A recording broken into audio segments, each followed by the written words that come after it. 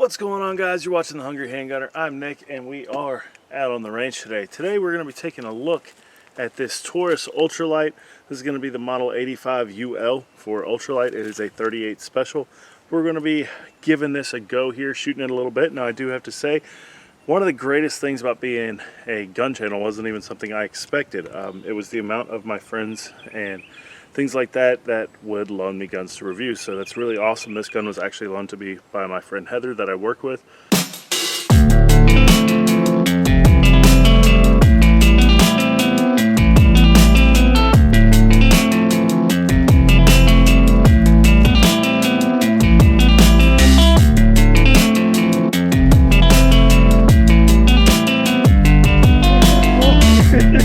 That was good. Yeah, we could have burned through a lot of ammo.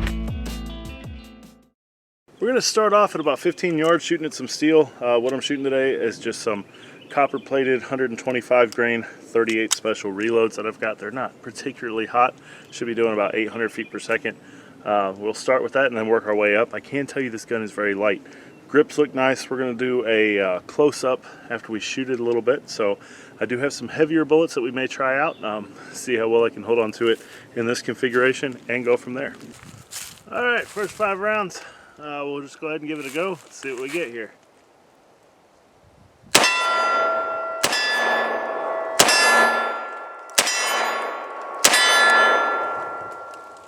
Alright, it's a little, got a little stomp to it, as you might expect, but the grips worked like I thought they might. Very good at kind of sponging up some of that recoil. Yes, I know, before somebody says something, oh, you should pick up your, you should just dump your brass, blah, blah, blah. I'm not running drills right now. Get the feel for the gun. Chill out. A little less bending over to pick up brass later. We can all use a little less bending over in this day and age, right? All right, so we're going to move the camera. I'll give you a little different angle here. Somebody said you guys like seeing this angle, so we'll do 5 more. Let you guys see.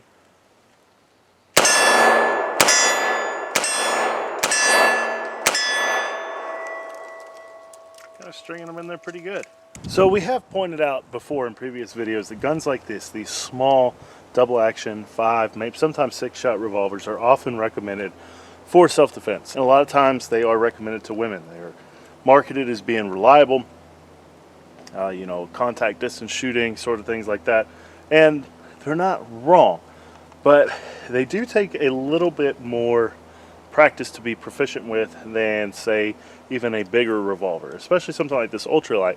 I'm going to move the camera again. I'm going to do 5 more rounds, but I'm going to do it both 5 rounds strong hand only and then 5 rounds weak hand only. You guys, kind of pay attention to the recoil. Again, I am 6'1", 255 pounds. I am not a small guy, and this is not a particularly powerful cartridge, but it does have some things going on when you pull the trigger. All right, first 5 rounds, strong hand only, double action again. Let's see here.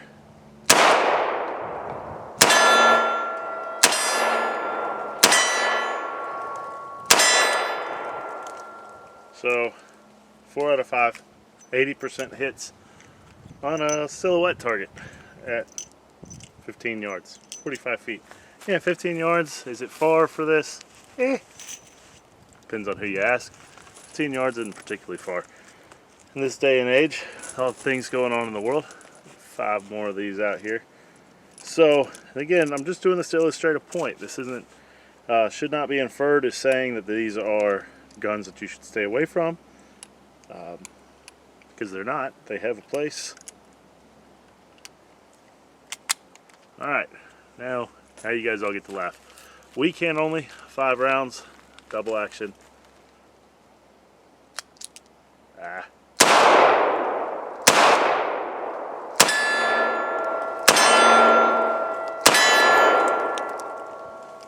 Oh, 3 out of 5.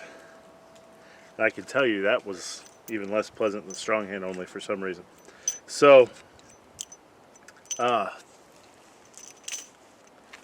this class of gun, this snub nose 38, viable, but you're going to have to put in some work. So now what I want to do is, I have to know, we're going to try to reach out there a bit to my target that it's about 35 yards from where we're standing. And I'm going to single action shoot at my silhouette out there and see what we can hit before we go over to the table and do some close-up stuff. We'll give it a go and see what it looks like. I have to say I'm very impressed with these grips. This is nice. All right, so let's do some precision shooting at distance with a snub nose 38. I think that one went low. My front post makes up most of the target, so.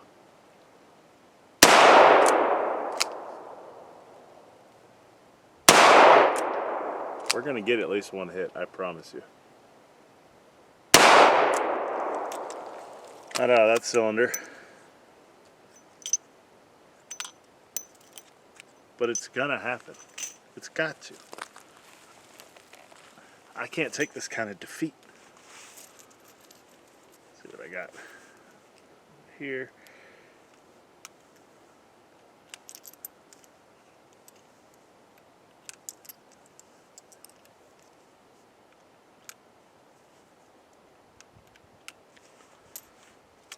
Alright, we're going to give five more attempts here and see what we get.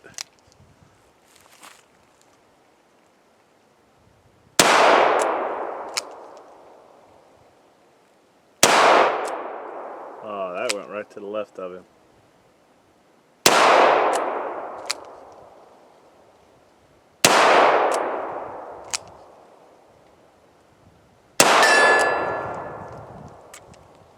I'll take it. 10% hit rate at 35 yards. We'll roll with it. Let's go over to the table. Alright, so here we are. First and foremost, we're going to make sure the gun is unloaded. Swing the cylinder out. There you go. You can see daylight through there. So, very interesting. As you're looking here at my grip on it, you kind of get your pinky on it on this groove here, but it's a comfortable grip. It fills the hand well. It's a sticky grip. I don't feel like that gun's going anywhere when I'm holding it, which is very nice. So you can see here it is made in Brazil, but it's Taurus International Manufacturing from Miami, Florida. You do have the lock here on the back of the hammer if you want to lock the gun. I'm not sure if the owner uses that. I don't use that on any guns I have with locks on them, but very nice. Your ejector does come out a fair ways, so it's nice. I actually throw an empty case and show you what you're getting there. So the ejector stroke pushes that case out to there, so there's not a whole lot left to come out, which is very generous on guns this size that it comes out that far. So very nice, very easy, nice little knurled in there. Looking at it some more, you do have an underlug here. I like the aesthetic of that rather than an exposed ejector rod. The sights are part of the gun, so you have a groove rear sight and then a post front sight. It is serrated. The hammer has some nice serrations here, very easy to cock. As far as lockup on the gun, very nice lockup, very, very minimal play there. And the trigger pull is fantastic. So, in single action, pretty easy there. Double action. Double action is a double action trigger pull. I'll do it a little different camera angle for you there. But it's smooth. It feels like steady pressure throughout. Single action trigger pull, very nice. Do have a transfer bar, so that is nice for a safety perspective. So very cool, very lightweight little pistol. So with that out of the way, let's shoot it some more. All right, so now we're gonna put 10 rounds on paper. It is that B8 style target there, again, smaller than a normal B8. I'll give you a close-up of the target afterwards. And what we're gonna use for this, this is my preferred go-to style round for these style guns. It's just going to be a 158 grain lead bullet. Semi-wad cutter would be the best. I don't have any of those loaded up right now, so this is a round nose. 158 grain lead bullet though is kind of my go-to on snub nose guns like this, because you're typically not going to be getting enough velocity for good hollow pointed expansion. You're not going to be at that expansion threshold. So we're going to do double action, 10 rounds, 7 yards. And just see what we get on paper. I think that's going to be interesting with me shooting it more so than the gun. So here we go.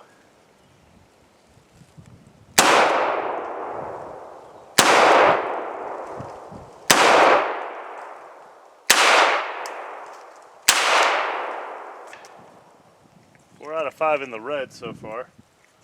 It's like 1 in the 8 ring.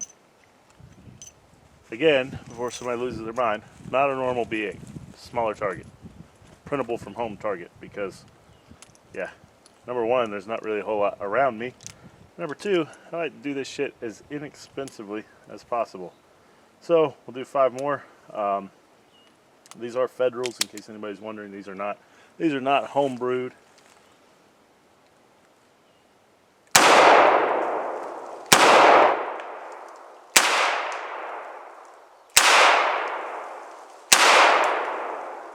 I picked up the pace a little bit there.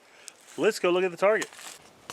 All right, so we got 1, 2, 3, 4, 5, 6, 7, 8, 9, 10. So this one's kind of splitting the line there. I'm going to count these as 9s. So 8 out of 10 in the red. A little hand reference there for you guys. It's a pretty small little target, even at 7 yards with a gun like that. So I'm pretty impressed with that. The gun certainly seems like it would do its part. But yeah, let's go talk about it some more. So we'll go ahead and we'll get this out of the way. Taurus firearms. Some people love them, some people hate them, some people are like me, which is on a model by model basis. Let's see how they run, let's see how they hold up, things like that.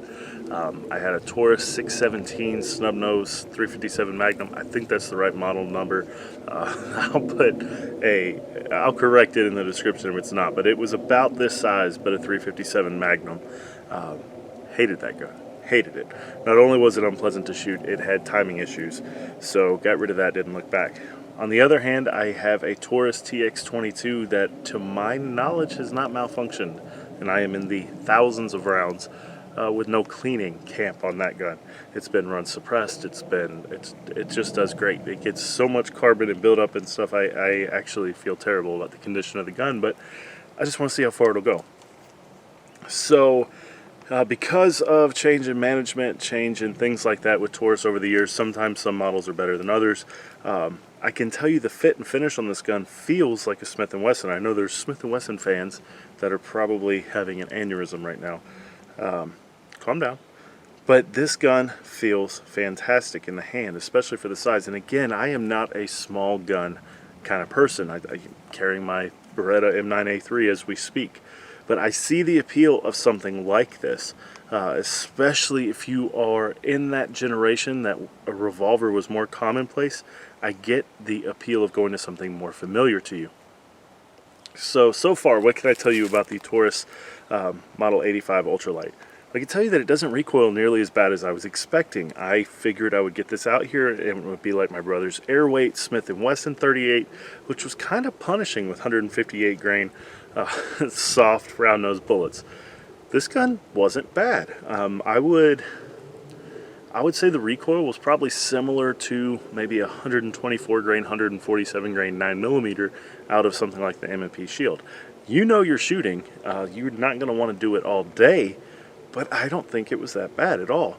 And again, keep in mind I'm 6'1", 255, and I shoot quite a bit, but I don't shoot this stuff, and I notice that I am a bit more recoil sensitive when I go to something in this category. So I feel like these grips that are on here are just, they do a great job of anchoring that gun in your hand. I don't feel like it's going anywhere.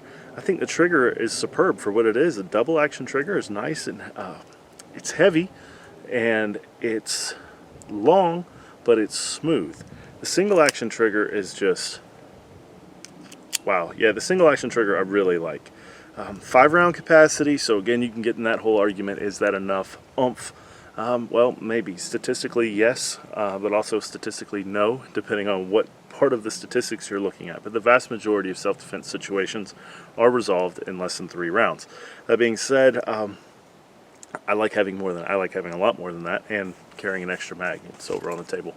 But there are situations where you can't get away with something that holds more, and having something like this, 38 has been making bad people stop doing bad things for a very long time.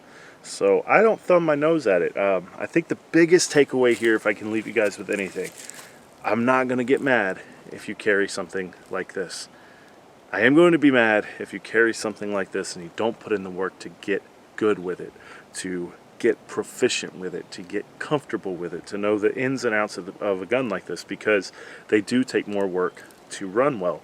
The trigger, the sights, handling it, the recoil management, reloading, you have 5 rounds. So I would absolutely not recommend carrying this without at least 5 more additional rounds, just because I've never heard anybody complain about having too much ammo.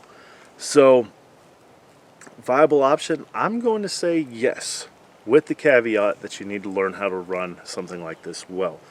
But as an aside, guys, please pray for my friend Heather, because she has started getting into guns, and she works near me when I work for 12 hours at a time. So yeah, I'm going to be a bad influence, I think. So keep her in your thoughts, being around a bad influence like me, because I'm going to start telling her she needs a Barrett 50 here soon.